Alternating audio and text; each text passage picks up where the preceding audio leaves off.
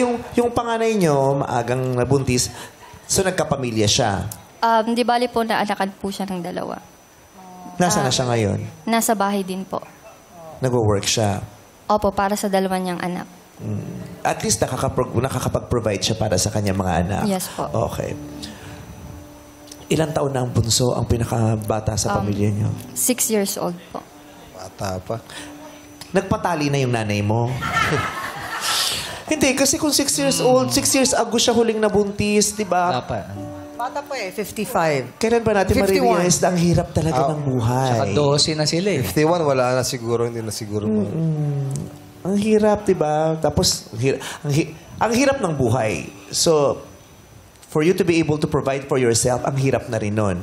Kasi nga, ang sweldo hindi naman kalakihan sa mga pangkaraniwang manggagawa.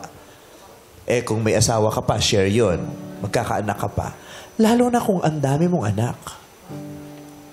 Di ba? Yun ang... ba't ang daming... Yun. Ayoko na lang makasakit ang damdamin, pero sana talaga maisaisip ng mga magulang na ang hirap-hirap po talaga ng buhay. Kaya kung nahihirapan kayo, wag na po kayong magdagdag ng maraming anak. Hindi lang para sa inyo, kundi para dun sa mga batang mahihirapan. Uso pa ba ngayon ang mga anak ng 12?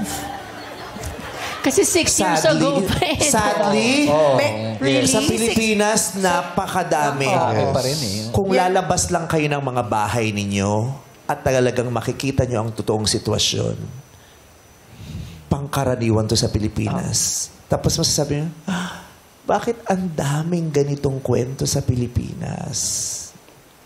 Nakakalungkot na realidad yun. Kailangan talaga itong pag-aralan, kailangan talaga itong pagplanuhan, at kailangan itong bigyan ng solusyon. At kailangan natin itong pagtulong-tulungan para masugpo natin itong malaking pandemya to sa Pilipinas eh. Yung ganon.